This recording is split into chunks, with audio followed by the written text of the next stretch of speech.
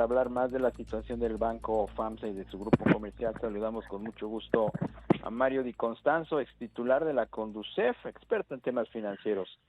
Mario, ¿cómo estás? Muy buenas tardes, gracias por tomar la llamada. Darío, muy buenas tardes. Un saludo a ti y a todo tu auditorio. ¿Qué pasó con el Banco FAMSA, Mario? Creíamos que las malas prácticas en el sector bancario pues ya habían sido, pues quizás no tan desterradas, pero ya era muy difícil que se dieran este tipo de operaciones con partes relacionadas y que se dejara pues al garete a un buen número de ahorradores, como sucedió en la década de los 90. No, evidentemente tienes mucha razón. Incluso la ley se había modificado para que se limitaran este tipo de operaciones, sobre todo las operaciones relacionadas. Incluso la ley se estipula actualmente pues que debe haber una aprobación tácita del Consejo de Administración, pues para en todo caso aprobar el nivel y el monto de estas operaciones y sobre todo el número de operaciones están limitadas.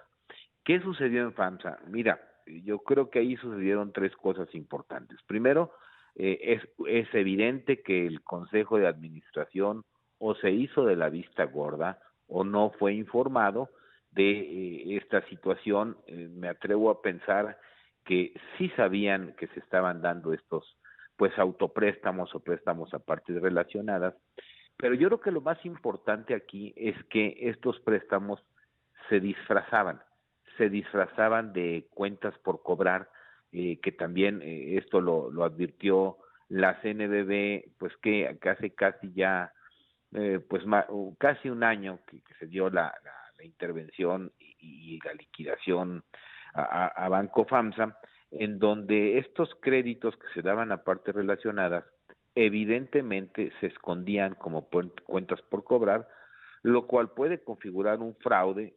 Evidentemente es un fraude porque estaban disfrazando, esa es la palabra, disfrazando una operación de préstamo. Y esto, pues, al registrarlo como una cuenta por cobrar, pues ayudaba, vamos a llamarle así, a que ellos no tuvieran que capitalizar a la empresa o no afectara su índice de capitalización y por consiguiente de morosidad, porque además todavía le añadimos estos préstamos que se dieron, pues evidentemente cayeron en una morosidad que afectó la liquidez del banco. Ahora, lo que llama más la atención es que sí, efectivamente, la Comisión Nacional Bancaria y de Valores había detectado este problema, le habían ordenado, digamos, o instruido al banco que llevara a cabo la corrección y estas operaciones de capitalización. Lo que también llama la atención es que pues prácticamente el banco tenía poco más de un año bajo esta nueva administración gubernamental sobre esos nuevos supervisores que pues no habían tomado esta decisión, y cuando la toman yo te digo, de una manera abrupta y olvidándose, creo que aquí es lo más importante, de los ahorradores del banco, porque durante el proceso también de intervención y liquidación, la CNBV, conjunto con el IPAB, pues pudieron haber generado los préstamos necesarios a cambio de acciones del banco, pues para que se mantuviera la liquidez y sobre todo se protegiera verdaderamente a los ahorradores. Hay un grupo de ahorradores todavía hoy que, si bien es cierto, son muy pocos o son pocos o son menos de la mayoría, sí detentan una cartera importante y que han sido afectados en sus ahorros de toda la vida.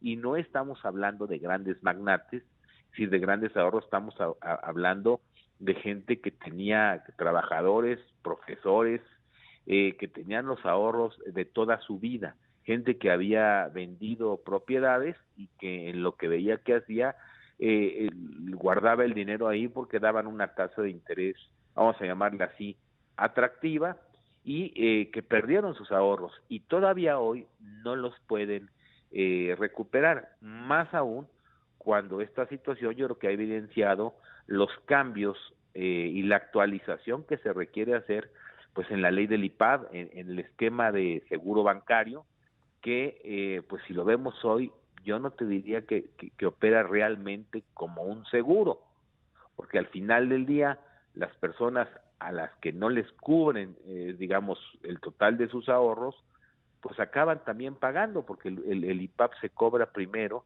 y luego, si sobra, les dan el excedente a estas personas. Ahora, aquí lo importante es qué dejó de hacer la Comisión Nacional Bancaria y de Valores durante ese periodo, qué dejó de hacer prácticamente todo 2019, buena parte del 18 o el final del 18, cuando ya se habían detectado estas omisiones y poca transparencia en Banco FAMSA.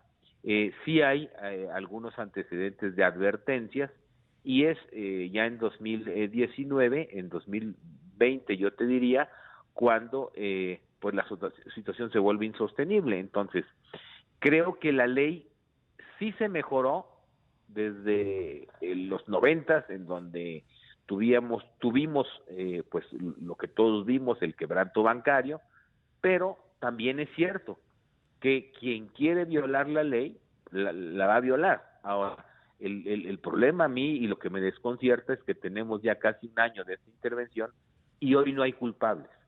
Hoy nadie del Consejo de Administración de Banco FAMSA realmente tiene una acusación.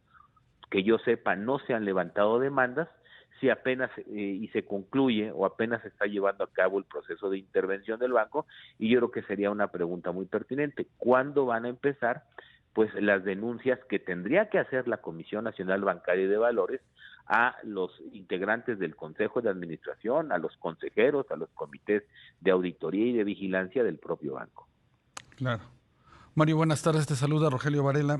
De acuerdo a lo que nos comentas, ¿cuánto más podría dilatar esta liquidación de Banco FAMSA a partir de, pues, de estos elementos? Y ¿cuál sería entonces el papel del IPAB a partir, pues, de estos ahorros que no se han podido cubrir? Mira, yo te diría dos cosas, ¿no? Primero es el proceso de intervención y liquidación del banco, que supuestamente ha ido avanzando. Apenas se están realizando algunas ventas de cartera, lo que va en detrimento pues de la gente a la que le quedaron a deber, o la gente que perdió más que el seguro de depósito. Esto pues aún no han dado una fecha. Yo he platicado y conmigo recurren muchos de los ahorradores afectados y aún no les pueden dar una certeza de cuándo y cuánto podrán recuperar de lo que le quedaron a deber. La estimación es que recuperarán alrededor del 30-35%, y pues tengo entendido que en el legislativo los ahorradores se han movido, están buscando que se cambie primero el monto, el tope del seguro de depósito. Sí. Actualmente es de 400,000 UDIs, una cifra muy por debajo, por ejemplo, de lo que sucede en Estados Unidos. Sí. Estamos hablando que en Estados Unidos es casi el doble. Rápidamente, Mario, en un minutito, sí, porque nos cae la guillotina. ¿Habría responsabilidad penal para los accionistas del banco y del grupo comercial? Es a lo que yo iba. Si evidentemente falsearon información, pues se puede configurar un fraude y debería de haber responsabilidad penal, que es la parte que no hemos visto de la Comisión Nacional Bancaria y de Valores, quien tiene que acusar, porque lo que hemos visto ahorita es todo el proceso de intervención, pero no hemos visto ninguna acción de la Comisión Nacional Bancaria y de Valores que tendría que llevar a cabo, y yo creo que ya se tardó. Definitivamente, sí hay elementos para configurar un delito penal. Evidentemente, pues por lo menos el falseo de información, la poca transparencia, pues es un fraude de administración que afectó a muchos usuarios. Mario Di Constanzo, ex titular de Conducef, experto en temas financieros. Muchas gracias por la entrevista. Al contrario, Darío, muy buenas tardes. Hasta luego.